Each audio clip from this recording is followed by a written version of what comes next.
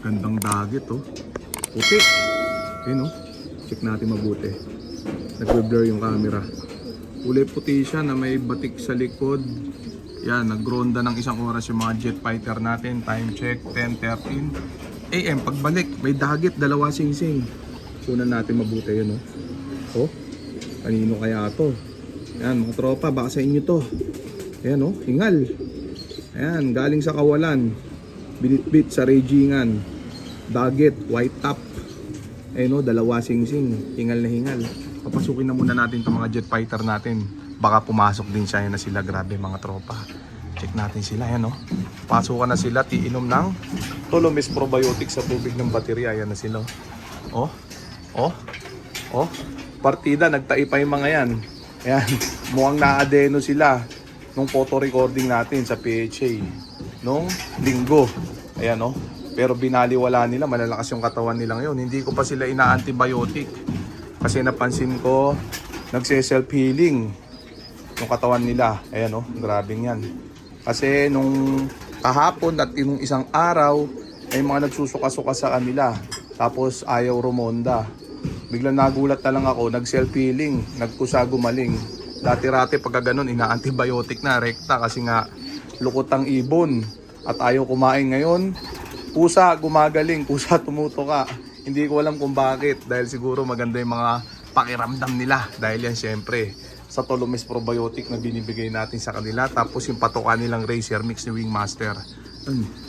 Naiingayan ata sa atin yung dagat oh. Kanino kaya to? Nakarangan ng blue bar natin oh. Ayun oh. Mamaya lalabasin natin siya. Sa ngayon, kunan lang muna natin siya. Check natin kung papasok siya. Baka kasi bigla siya lumipad. Pero palilipa rin din natin siya mamaya. Bubugawin natin siya para makabalik siya sa tunay na amo niya. Gusto lang natin maipakita sa mga tropa natin. Baka kasi sa kanila yan. Namasyal dito sa ating baratang kulungan. Gusto makikain ng steak at pizza. Yun siya oh. Oh. White top oh. Pure white na sana eh. Kaso yung likod niya may mancha na onte oh. Dalawa singsing. Oh, di ba? Ang babarakuin pa siya nitong aswang line natin. Mukha siyang hen eh no. Oh. Ayan oh. Oh, muntik na maging pure white. Gandang ibon oh. Ayan oh. Pwedeng pangkasal to oh. Oh. Ayan. Grabing dagit to. Oh, swerte kat dito ka napunta. Ayan, kung sa iba ka, wala na, pag-iintrisan ka na. Ayan, lagi nyo tatandaan mga tropa. Huwag pag-intrisan ang hindi atin. Ayan, mas maganda pa na bugawin nyo na lang pagkaganyan para bumalik sa tunay na amo nila. Kasi tulad yan ito, bis na, medyo may gulang na siya. Ayan, napasarap lang yan sa raging, kaya sumama sa mga jet fighter natin dito. Ayan, pagka yan ay binugaw natin, malaki ang tsansa na makabalik yan sa tunay na amo niya. Kaya mas maganda kung mahuli man natin, mas maganda pawalan na lang natin. O kaya, dyan pa lang, bugawin na. Tulad yan, mukha namang hindi papasok tong isang to, mukha namang hindi magpapahuli pagka hinuli natin. Medyo mukhang mailap siya, kaya nga hindi ko siya malapitan. Kaya ang gagawin ko na lang dyan mamaya, matapos natin kunan, bubugawin natin siya. Siyempre, kukunan din natin kung paano siya bugawin. Baka sabihin ng mga tropa natin, sinilo natin siya. Samantala yung mga jet fighter natin, ayan, nag-inuman na. Sarap na sarap sila. Nagse-self-healing kahit may adeno, san ka pa? Ayan oh. Wala nang kaproblema tong mga to. Grabe, kahit pala erekta ng erekta i-load sa truck.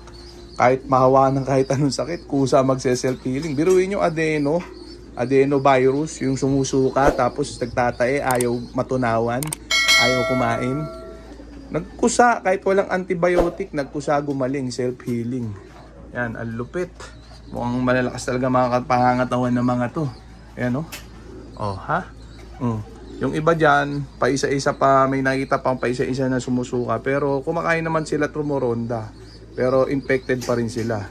Ayan oh. Pero palagay ko, magse-self-healing din kusa sila. Ayan oh. Obserbahan natin. Kapag naman hindi kaya ng katawan nila, gagamutin natin. Pero sa ngayon, tingin ko, hindi kailangan ng gamot ng mga to. Oh, nawala na yata. Yung dagit natin oh. Oh. Grabe talaga tong ibong to. Labasin na natin tapos bugawin natin. Check natin siya. Ayun o. Grabe yan.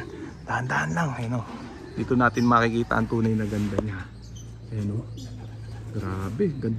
Gandang dagit o. Ayun, pan-thumbnail o. Ganda manayo. Hen. Grabe, panlaban. Di ko alam anong club to. Dalawa singsing, isang puti, isang pula. Tik natin kung kayang agipin ng camera yung numero. Yan oh. Medyo hindi ko makita kung ano nakasulat. Yan oh. Todo na yan, todo zoom na yan. Hindi makakuha ng 3210 natin. Yan oh. Yun yung kabuang itsura niya. Napakaganda. Grabing ibon yan. Ayun oh. Nasa likuran niya, nasa gilid niya. Yung aswang line natin. Yung iba matitigas ang utin. Ilan na lang to? 2, 4, 5, 6, 5. Ayun, lumipad na siya mga tropa. Ayun o, sana umuwi na siya sa tunay na amo niya. Huwag na sana siyang pumunta sa tunay na mandadagit sa kanya. Swerte siya dito siya napunta. Ayan o, hindi tayo nag-i-interest sa mga ganyang klaseng ibon. Kahit gaano pa kaganda yan, ayan o, hindi natin pinag-i-interestan yan. Ayan o, kaya yung mga tropa dyan na nag-i-interest, sana ganun din kayo. Huwag pag-interesan ang hindi inyo, ha? Yan ha, pakatandaan nyo. Yan, para hindi tularan ng mga newbie. Yung mga ganun. Ayan o. Ayun, wala na siya, tumuldok na. O diba? Pag ganyan, makakauwi yan sa amo niya. Yan, sana mapanood ng amo niya yung video niya dito. Makarating sa kanya to na yun, hindi natin pinag-interesan ng ibon niya. O diba? Kung kay Corbulo yun, matik. Siluin na yan, gawin ng breeder yan. Oh. Siyempre joke lang.